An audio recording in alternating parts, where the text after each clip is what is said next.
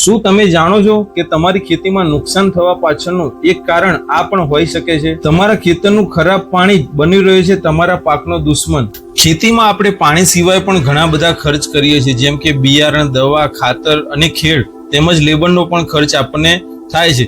તો આ ખર્ચ આપણને વેસ્ટ ના જાય એ માટે આપણે ખાસ કરીને પાણીની ગુણવત્તાને ચેક કરવી ખૂબ જ જરૂરી બને છે. તો પાણીની ગુણવત્તાને ચેક કરવા માટે આજે આપણે વિડીયોમાં માહિતી આપશું કે પાણીની ગુણવત્તા કેવી હોવી જોઈએ. તો આપણો આ વિડીયો તમે છેક સુધી જુઓ, જેથી કરીને તમને પાણીની ગુણવત્તાની માહિતી મળી રહે. તો આવો સમજીએ સારા પાણીની ગુણવત્તાને અને બચાવીએ આપણે પાક તેમજ આપણી જમીનને. ખાસ કરીને પાણીની ગુણવત્તાને 3 રાસાયણિક પરિમાણોથી માપવામાં આવે છે. એમાં પીએચ, ટીડીએસ અને ઈસી. પીએચ પાણીનો પીએચ 6.5 થી 7.5 હોય તો એ પાણી ખેતી માટે ખૂબ જ લાભદાયી છે. તેમજ ટીડીએસ પાણીનો ટીડીએસ 500 થી નીચે હોય તો એ પાણી સારું ગણાય છે. તેમજ 500 થી 1000 ટીડીએસ નું પાણી એ મધ્યમ ગણાય છે. એ રીતે ઈસી 0.75 થી નીચે હોય તો એ પાણી સારું ગણાય છે. 0.75 થી 1.5 ઈસી વાળું પાણી એ ખેતી માટે મધ્યમ ગણાય છે. તો ખેડૂત મિત્રો, આપણે અનુભવ કર્યો છે કે આપણે ટ્યુબવેલના પાણી પીવરાઈએ છીએ ત્યારે છોડનો એટલો બધો ગ્રોથ થતો નથી, અને જ્યારે વરસાદનું પાણી છોડને મળે છે એટલે છોડનો વેજીટેટિવ ગ્રોથ તરત જ વધી જાય છે. તો એનું શું કારણ હોઈ શકે? તો આપણે આજે વરસાદનું પાણી અને ટ્યુબવેલના બંને પાણી આપણે લીધા છે, તો બંનેના આપણે ટીડીએસ ચેક કરીશું કે કેટલા ટીડીએસ છે અને કેટલા ઈસી છે. તો આપણા જોડે આ ટીડીએસ મીટર છે, તો ટીડીએસ મીટરથી આપણે એનું બંનેનું માપ લઈ લઈશું. તો આ ટ્યુબવેલનું પાણી છે, ટ્યુબવેલના ટીડીએસ આપણે પ્રથમ ચેક કરીશું. ટ્યુબવેલના ટીડીએસ તમે જોઈ શકો છો 1947 આજુબાજુ આવે છે, 1986 આજુબાજુ આવે છે, એટલે લગભગ 2000 ટીડીએસ આજુબાજુનું પાણી છે. અને હવે આપણે વરસાદના પાણીના ટીડીએસ ચેક કરીશું. ખેડૂત મિત્રો, તમે જોઈ શકો છો આ વરસાદના પાણીના ટીડીએસ કેટલા ઓછા છે. સામાન્ય રીતે આપણે 500 થી નીચા ટીડીએસ વાળું પાણી ખેતી માટે યોગ્ય ગણવામાં આવે છે. તો આ 42 આજુબાજુના ટીડીએસ આપણને જોવા મળે છે. હવે આપણે ઈસી ચેક કરીશું બંનેના.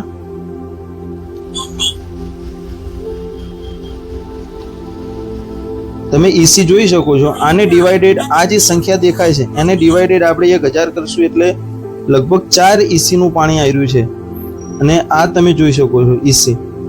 આને ડિવાઇડેડ 1000 કરશું એટલે 0.1 આજુબાજુ આપણને ઈસી જોવા મળે છે વરસાદના પાણીમાં, જે 0.75 થી નીચે હોય એટલે ખેતી માટે ખૂબ જ લાભદાયી ગણવામાં આવે છે. હવે આમાં ખાસ વરસાદનું પાણી જે છે, તો વરસાદના પાણીમાં ટીડીએસ ઓછા છે એટલે એમાં ક્ષારોનું પ્રમાણ એકદમ ઓછું છે. અને આ ટ્યુબવેલનું પાણી છે તો એમાં ક્ષારોનું પ્રમાણ ખૂબ જ વધારે છે. તો એ પાણીમાં આપણે જે ખાતર આપીએ છીએ કે જે પાણી આપણે છોડને આપીએ છીએ એ છોડને કઈ રીતે નથી મળતું એ માપવા માટે આપણે આજે બંનેમાં માઇક્રોન્યુટ્રન્સ નાખશું. તો બંનેમાં આપણે માઇક્રોન્યુટ્રન્સ નાખશું તો થોડીક જ વારમાં આપણને ખબર પડી જશે કે માઇક્રોન્યુટ્રન્સ કયા પાણીમાં સરળતાથી ભળે છે અને કયા પાણીમાં દ્રાવ્ય થતું નથી. હવે આપણે જોઈશું કે આ ટ્યુબવેલના પાણીમાં અને બંનેમાં આપણે માઇક્રોન્યુટ્રન્સ વાપર્યું છે, વરસાદના પાણીમાં અને ટ્યુબવેલના પાણીમાં. તો આ 2000 ટીડીએસ નું પાણી છે અને આ 50 ટીડીએસ આજુબાજુનું પાણી છે. તો ખાતર ઓગળવામાં કેટલી તકલીફ પડી છે એ તમે જોઈ શકો છો કે આમાં ખાતર પ્રોપર ઓગળ્યું નથી. તમે આ જોઈ શકો છો, આમાં કોઈ લાઇટ એવી દેખાતી નથી. અને આપણે આમાં જોઈશું, તમે હવે જોયો કે પાણીમાં આ ખાતર એકદમ દ્રાવ્ય થઈ ગયું છે.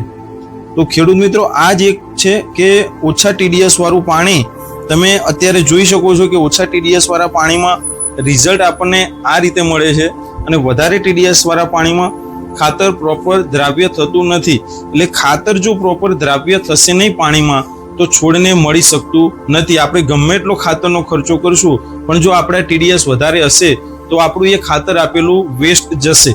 એટલે ખાસ પાણીના ટીડીએસ ચેક કરવા ખૂબ જ જરૂરી છે. તો ખેડૂત મિત્રો, પાણીની ગુણવત્તા કેટલી અસર કરે છે આપણે લાઈવ એક્ઝામ્પલ આપીને તમને બતાવ્યું છે. તો ખાસ કરીને પાણીની ગુણવત્તા ચેક કરી અને પછી જ આપણે ખેતીમાં એ પાણીનો ઉપયોગ કરીએ.